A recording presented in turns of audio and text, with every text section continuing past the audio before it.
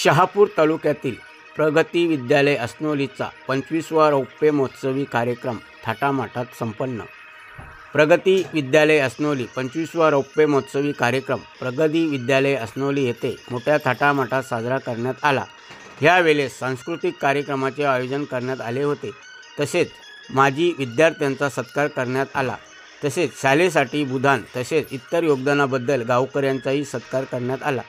सुनीताताई दिनकर यांनी प्रस्तावामध्ये शाळेची पूर्ण वाटचाल कशा प्रकारे चालू आहे हे सांगितले व स्मरणिकेचे मान्यवरांच्या हस्ते प्रकाशन करण्यात आले।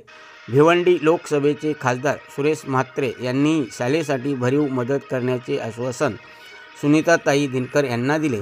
यावेळेस व्यासपीठावर अध्यक्षस्थानी मुरबाड विधानसभेचे माजी आमदार गोटीराम भाऊ पवार उपस्थित होते। तसेच भिवंडी लोकसभेचे खासदार सुरेश म्हात्रे, नानजीभाई ठक्कर, माजी आमदार पांडुरंग बरोरा, सुनीताताई दिनकर, जिल्हाध्यक्षा विद्याताई वेखंडे, जिप सदस्य राजेश विशे, दत्तात्रय दिनकर, प्रकाश भांगरस सर, सत्यसाई ट्रस्टचे सदस्य तसेच नंदकुमार मोगरे, विनायक सापळे, देवेंद्र भेरे तसेच इतर मान्यवर उपस्थित होते। या शाळेचा रौप्य महोत्सव साजरा होत आहे।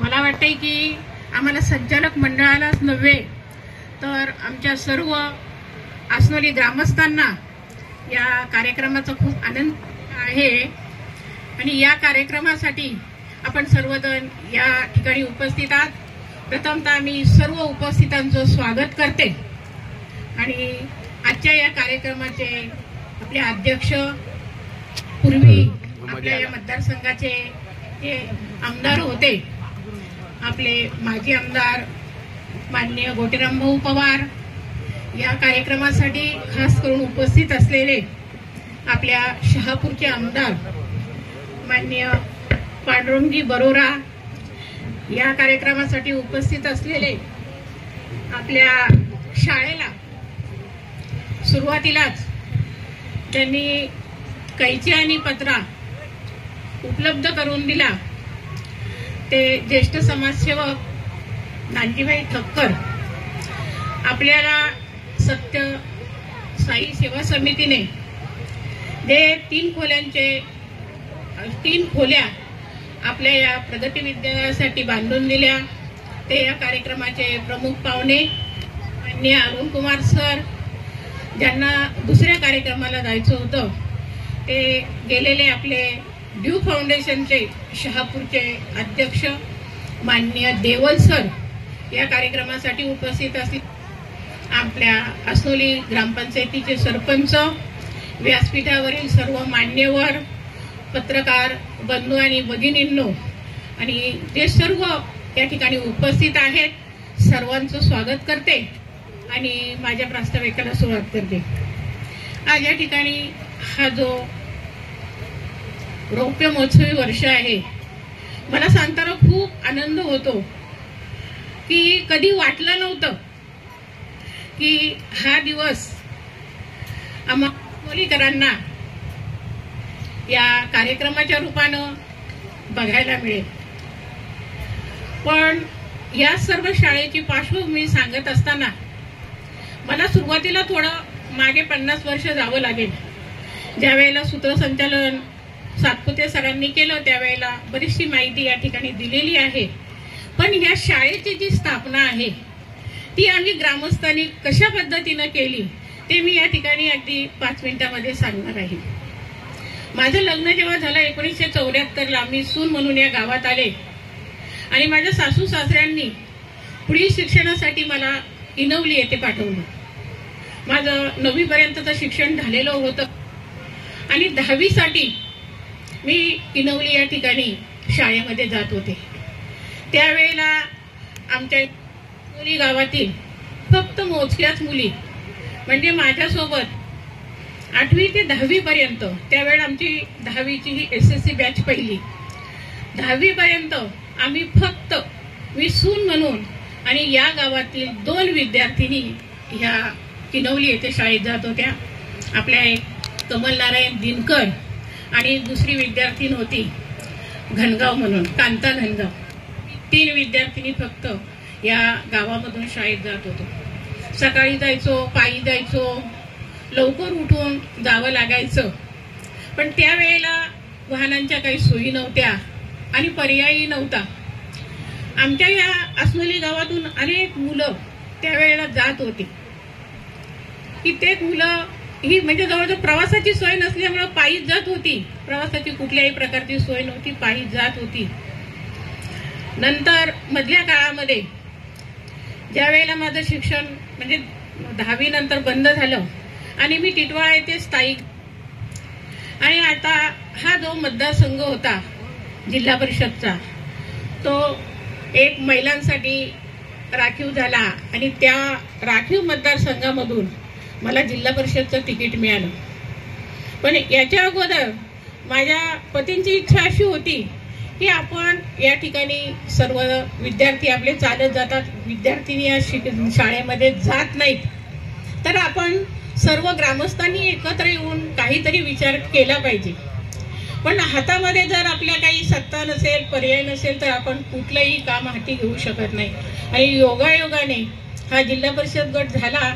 जिल्हा परिषद गटामधून मी जिल्हा परिषदला निवडून आले आणि पवार साहेब असतील, आपले स्वर्गीय मना बरोरा साहेब असतील, आपले घोलप तात्या असतील, अशा सर्वांच्या आशीर्वादाने त्यावेळेला पहिल्यांदाच बालकल्याण समिती स्थापन झाली होती आणि मी महिला बालकल्याणची सभापती झाले.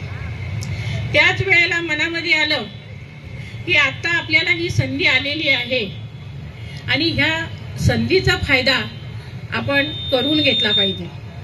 संधी आली म्हणजे पवार साहेब त्यावेळेला आपल्या ह्या मतदारसंघाचे आमदार होते. आम्ही ग्रामस्थ एकत्र झालो, पवार साहेबांना जाऊन भेटलो.